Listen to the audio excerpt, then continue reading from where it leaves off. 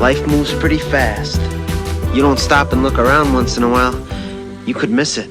So I want to talk about the good old days. This painting basically is a reminder about what the good old days are all about and to challenge our normal assumptions on them. What I want to start out talking about is a remote control.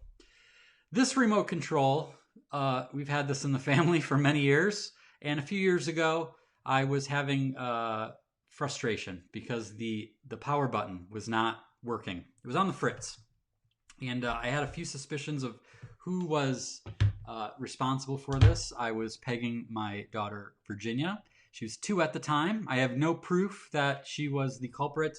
However, she was walking around with it a lot, and there's only one red button in a sea of black buttons. Anyone who's ever had a toddler knows that is just like finger gold to touch, right? And so I was frustrated, and I had this sort of like refrain that I think a lot of parents have, right? You've heard this, like, this is why we can't have nice stuff, right? I'm like, can't have nice stuff. As soon as we have the kids in the house, everything goes to hell.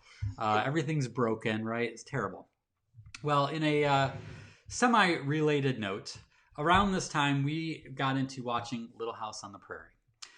My oldest daughter, Lucy, had been watching or reading all the books with Godmom Jenna. Yes, that Jenna. She's also godmom of Lucy.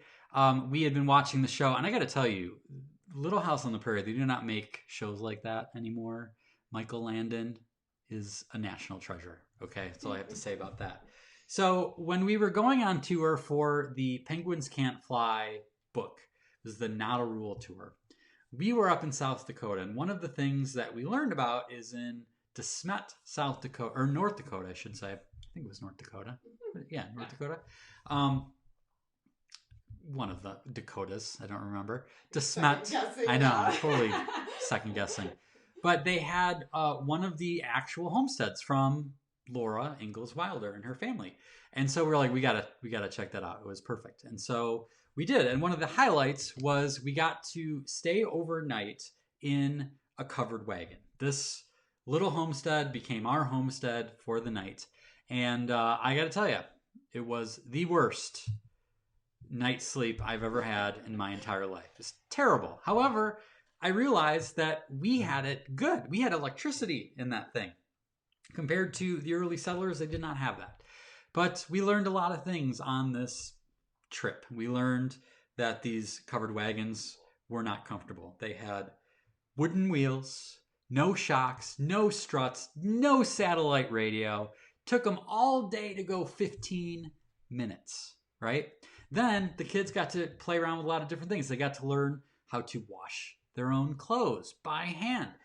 We learned that everyone had to make their own soap back in those days, right? No supermarkets, no place to go buy food, no place to go, stock up on Doritos, none of that.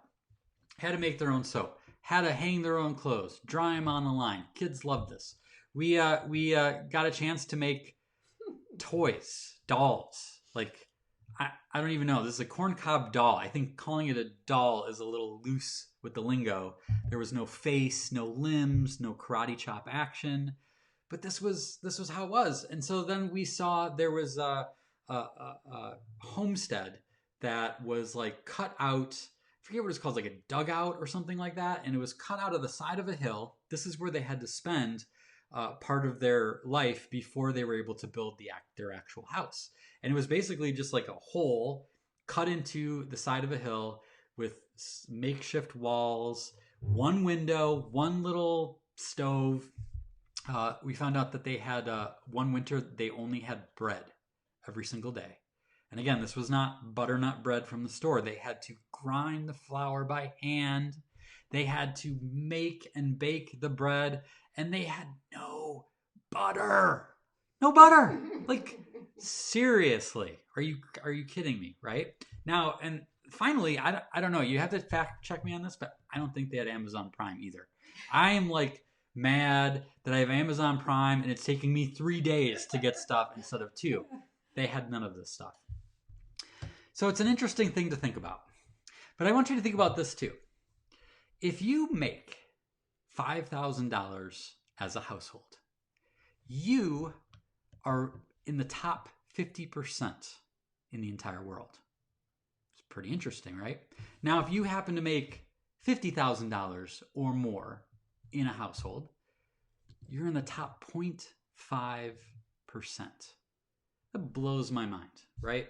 Now, yes, cost of living is different scenarios, different situations we find ourselves in, but that's still pretty amazing to think about. And if you think about what Laura and Pa and Ma and they had to go through in their days that was just normal, the stuff that we take for granted, coming out of that little vacation, if you can call it a vacation, all of a sudden, me worrying about my little remote control was put right back into perspective. That this little luxury I take for granted, not that big of a deal at all, right? So what's cool about it is we live in a time now, yes, even amidst the coronavirus, where Oregon Trail is a fun computer game, not a harrowing months-long journey filled with danger and dysentery, right? So let me ask you some questions. Are you alive? Looks like there's a bunch of people online right now who are currently alive, right? Do you have a job? Do you have a roof over your head? Do you have something to eat today? Do you have clothes to wear? A pair of shoes? A computer or a smartphone? Someone who loves you? A dream in your heart? Now, there may be some people watching that can't say yes to every single one of those questions, but I'm betting you can say yes to most of them, at least half, right? If you think about it, no matter how difficult our life is right now and how uncertain things are and how anxious we are about what's next, it's not that bad. We actually have it pretty good. Everything else is a cherry on top. So let me ask you about one more thing. You know how you'll often hear people say, man, those were the good old days, right? Oh man. They reminisce back to their high school days or their early days before they had kids, when they were dating, whatever. Those were the good old days. Why doesn't anyone ever say these are the good old days? Why is that not a thing? I don't know. But if you think about it, maybe these are the good old days.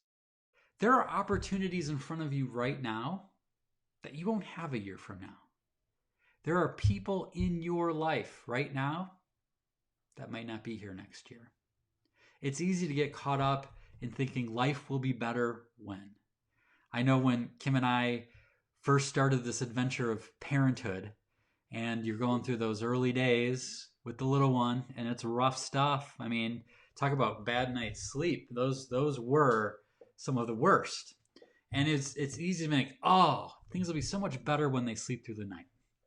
Things will be so much easier when they can change, when they don't have to change, I don't have to change their diapers anymore. So much easier when they can feed themselves, right? And we get caught in that. And it's not just for parents. It's not just for kids. We do it all the time. When we're in school, oh, I can't wait. It'll be so much better when I finally graduate from school, when summer break hits and I get vacation, right? All of a sudden, there's a lot of kids on early summer vacation who are missing their friends and what they had at school, right? We think about that when I graduate, when I get my first job, I can finally get out of school, stop taking tests. Things will be so much better then. When you're with your sweetheart dating, thinking, oh, they'll be so much better when we can get married. We don't have to live under our parents' house anymore and live by their rules. And then you get married and you think, man, it'll be so much better when we have kids. It'll just make our life so much more complete if we could ever have children. And then you go to a certain level and you're like, man, it'll be so much better when the kids leave the house. It'll be so much easier. My grocery bill will go down.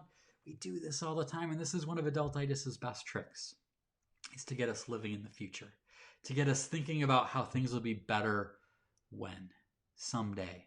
And in the meantime, while we're focused on things getting better someday, we're missing out on today. We're missing the opportunities right in front of us. I don't think we need to spend any time thinking about the good old days.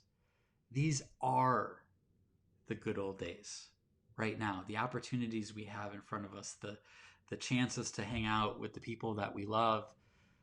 Man, this is a good time to be alive. It may not seem like it, but it really is.